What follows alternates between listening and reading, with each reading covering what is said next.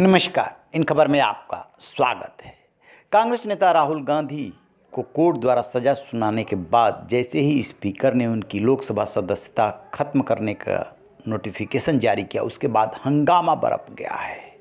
संसद का सत्र चल रहा है। कांग्रेस और बीजेपी आमने सामने हैं। कहाँ तो कांग्रेस मार्च करने वाली थी, उसके बाद देश भर में धरना प्रदर्शन। इसके पहले ही खबर आ गई कि राहुल की सदस्यता खत्म करने संबंधी नोटिफिकेशन जारी हो गया। इसके बाद कोहराम मचा। कांग्रेस के साथ साथ अन्य विपक्षी नेता भी आ गए राहुल गांधी के फेवर में।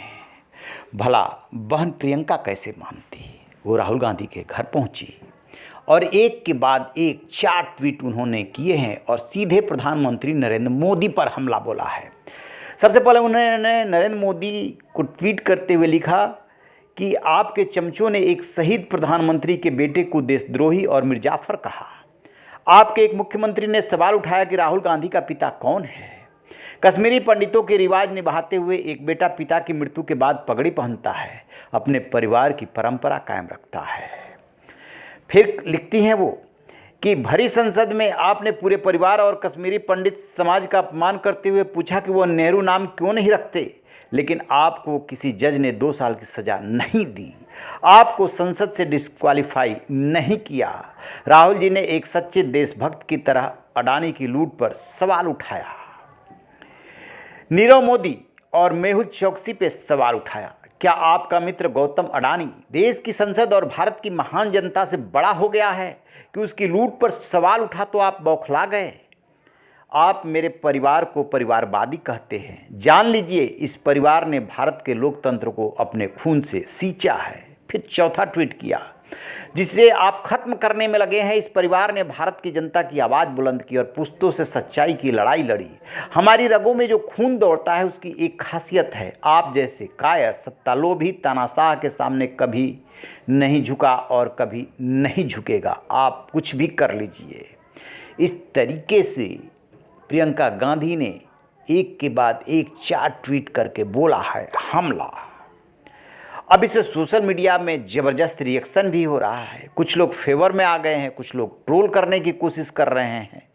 जहां एक तरफ 1922 के महात्मा गांधी को लेकर के जो अंग्रेज़ों ने फैसला किया था उसकी तस्वीर लगा करके, और दूसरी तरफ 2023 के राहुल गांधी की तस्वीर लगा करके बताया गया है कि किस तरीके से ऐसा ही फैसला हुआ था महात्मा गांधी को लेकर के। लास्ट में वो जीते, वो राहुल गांधी भी लास्ट में जीतेंगे, ये अरमान नाम के जो शख्स हैं उनका कहना है। जबकि आशीष रंजन कह रहे हैं कि अब विक्टिम कार्ड से कुछ नहीं होगा। दादी जैसी नाक वाली मैडम जी, अब वो जमाना लद गया। अच्छा चलो, अपने भाई जिसको भारत की जनता पप्पू बोलते हैं उनका एक योगदान बताओ जो जनता के लिए किया गया हो। एजे आयुष लिखते हैं कि आपकी माँ ने तो एक ओबीसी और गरीब घर में जन्मे नरेंद्र मोदी को मौत का सौदागर कहा। आपके निकम्मे राजकुमार भाई ने बिना सबूत गरीब ओबीसी को चोर कहा। बाद में उस व्यक्ति से इतनी नफरत हो गई कि सभी मोदी समाज को चोर कह दिया। उसका क्या? यानी कि एक के बाद एक इसमें सवाल उठाए गए हैं। फिर राहुल गांधी के समर्थन में उतरे लोगों ने क्या कहा। एक तरफ 1978 की इंदिरा गांधी की तस्वीर लगाई और 2023 की राहुल गांधी की। बोले 1978 में जनता पार्टी ने विशेषाधिकार प्रस्ताव ला करके इंदिरा गांधी को लोकसभा से निष्कासित किया था। 1980 में पीएम बनकर संसद पहुंची। 2023 सच बोलने के कारण बीजेपी ने राहुल गांधी की लोकसभा सदस्यता खत्म करा दी। 2024 में राहुल करेंगे वापसी।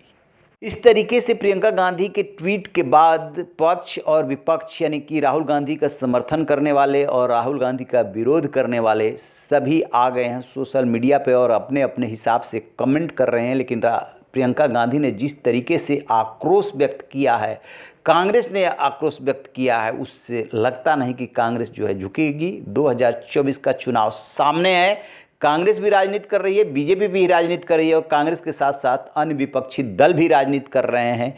राजनीति में सबको ये अधिकार है कि अपने हिसाब से राजनीति करे, लेकिन सबकी ये जिम्मेदारी भी है कि बिलो बेल्ट वार नहीं होना चाहिए, चाहे सत्ता पक्ष हो या विपक्ष। आपकी क्या राय है? कमेंट बॉक्स में जा करके कमेंट जरूर कीजिएगा। रहिए बेखबर, देखते रहिए इन खबर। Thank you.